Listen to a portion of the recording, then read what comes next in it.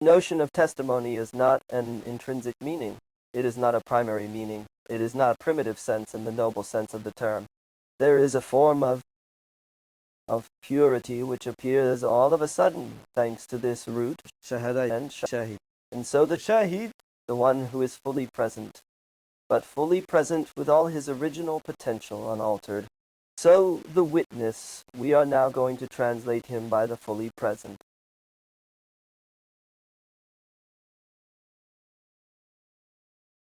In the noble sense of the term.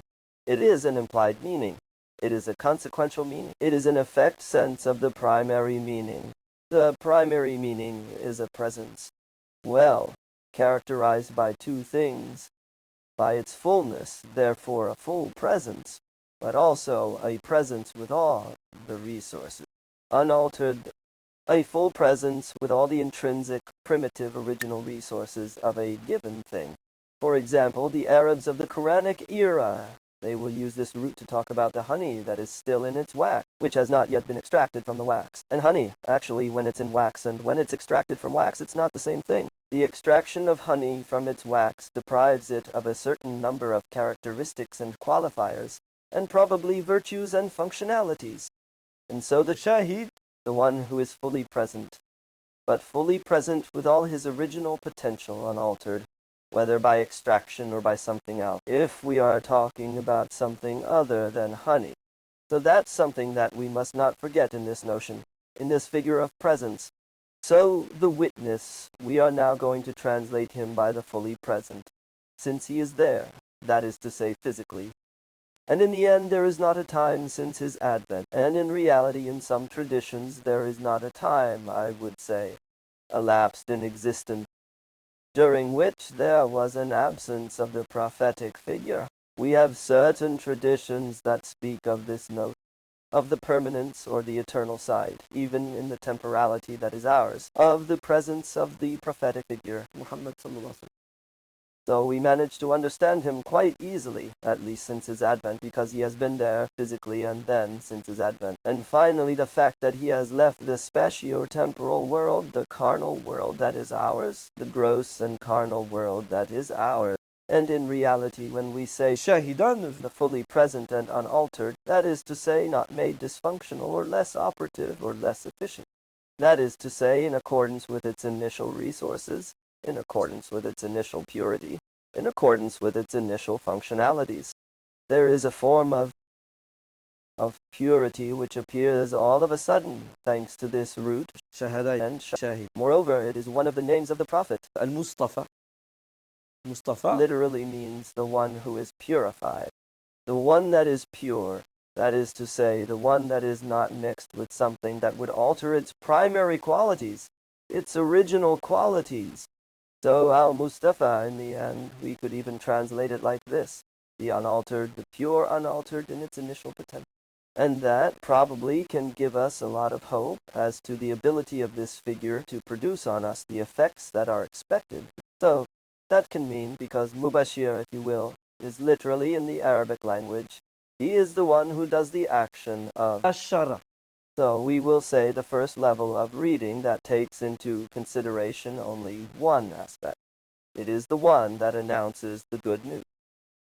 It's a meaning that remains correct, but the second meaning is the one that allows us to be Bashar. That is to say, in other words, it is the one that allows us to assume our function on earth. Al-Mubashshir, as a prophetic figure, effectively corresponds to this prophetic function of what? To allow us to fully assume the mission that is ours, the reason for each one's existence. The mission of life on earth of each one. And when you are in your life mission, when you are in your function, when you are in your raison d'etre, there is a form of fulfillment and contentment. The good news is still expressed. That is to say that the good news has the effect of producing a smile. The tabshir, in fact, you could say it is to make you smile in the end. التبشير أبشر. It's making the other smile. It is to please the other, that is to say, to allow him to be happy. With the expression that shows this contentment, the smile. So the Mubashshir is the one who does both, but it starts with the function. It is because the person is in his function, in his mission, that he can actually be in that almost permanent, almost uninterrupted contentment, which is actually manifested by the smile. And what we know about the Prophet from Sirah and the different traditions of Sirah that tell us about the Prophet, how he behaved, is that what was the habitual state. In fact, we did a live show on the prophetic figure, and we had allowed ourselves to talk about a little bit of epigenetic. And to say that in epigenetic, that is to say the possibility or not of actualizing or concretizing a certain number of young people who are latent in us as long as we do not deploy them according to our interaction with our context and our environment. And in the Mohammedan lineage, there is Ishaq. Ishaq in Hebrew means الضاحك. Ishaq and Ismail. And in reality, the Prophet, of course, he inherits all this filiation, all this heritage. And in reality, if we are indeed interested in what characterized the Prophet, we can find these two aspects. That's his usual state, a smile. You won't find a tradition, in fact, that mentions that the Prophet wasn't smiling. And then Ismail. So, let's put it like this. It's the ability to make the message of the divine heard and understood. Moreover, it refers to another figure who is المبلغ. بلغ ما أنزل إليك من ربك. التبليغ. We have to make people understand. So Ismail literally means the one who has this function of making the message of the divine heard and understood. Or in other words, one who has the ability or the mission or the function to make the divine voice heard and understood. The divine voice that is inside each of us. And the Prophet, he inherits both. And he also inherits الضاحك. Moreover, there is a surah that refers to this notion. It's Surah Abasa. The only time he was actually in a form of neutrality or absence of smile. The Prophet is done. It is a form of divine pedagogical reframing on the part of his master educator, who is Allah subhanahu wa ta'ala. In this surah Abasa, that is to frown one's face, that is to say, to be in a form of absence of smile. ووجوه يومئذ مسفرة ضاحكة مستبشرة. So there is indeed a link between the smile, which is the manifestation of contentment, and then this notion of the announcement of the good news, or we could put it another way, the announcement of the joyful news. That is the prophecy of rejoicing, the prophecy of the return to that initial state of enjoyment in paradise. That basic Adamic state, which is enjoyment in paradise. So, Mubashshir is the one who will make sure that we take full responsibility for what we are here for. And in doing so, when we assume it totally, when we recognize it, we implement it, we assume it totally, to be able to create in us the Siraj, which is the torch in full incandescence. And again, it goes back to the notion of heat, fire and heat. In the Quran, there are only two things that are referred to as Siraj. There is the Prophet, and there is الشمس. جعل الشمس سراجا وجعلنا سراجا وهاجا يا أيها النبي إنا أرسلناك شاهدا ومبشرا ونذيرا وداعيا إلى الله بإذنه وسراجا. A torch in full incandescence. The phenomenon that incandescence is when something that is exposed to extreme heat is able to radiate and therefore effectively produce light. Not just the light, there is the heat. It's the heat and then it's the light. And Munir, is it precisely this ability to what? To illuminate. Illuminate. So that Munir is the one who illuminates.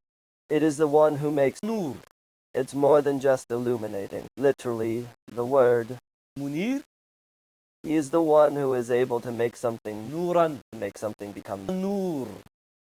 And in the Quran, among the things that are called nur, what do we have? جعل القمر فيهن نورا. It is the qamar that is referred to as nur in the Quran, not Shams, because nur doesn't mean light. And nur is the main energy of life. It is this energy that is at the beginning, that has a basis, at the foundation of all life. It is this energy that is the sine qua non of life, and we now know today, thanks to the advances, let's say scientific, where the knowledge we can have about the moon symbol, the impact, I would say the entanglement between the possibility of life on Earth and the presence of the moon, I would say, at this distance from the Earth. So when Allah says that He has made the moon, we could translate it like that, a principled energy of life. It involves light, but not only. By the way, what does the Qamar do? He reflects the nur of the Shams. I will put it another way, because otherwise you might think that I'm saying that nur means light. Nur doesn't mean light. It is the main energy of life. No, in the Quran, the moon does not reflect the nur of the Shams. She reflects the riyad of the Shams, this luminous whiteness that comes from, that emanates from the Shams, from the sun. And so it reflects on this luminous, radiant whiteness that proceeds, that emanates, and that comes from the Shams. And that's what allows him to be Nur, to be this main energy of life.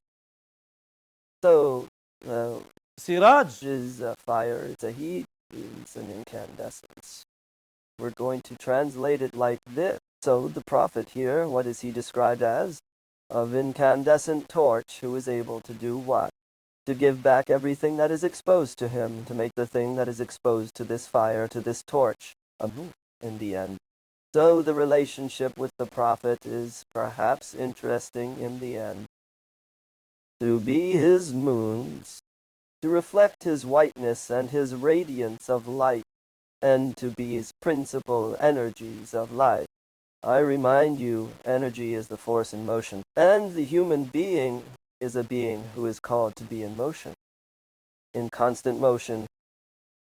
So, Siraj Munir, I think that often it is translated by a luminous torch. We're going to put it on two levels. It is an illuminating torch. Okay. And let's put it like that, energizing, but not necessarily just physical energy. An energy on the three dimensions of the being, physical, emotional, and spiritual, or in other words, the one who, by virtue of the fact that he is this incandescent torch, is able to make of any person who approaches him and exposes himself to him, and who opens himself, source of nur. Therefore, a being who participates in life, and not a being who participates in death. A being who participates in the harmony and beauty of the world, in radiance, and not a being who participates in destruction, chaos, and anarchy.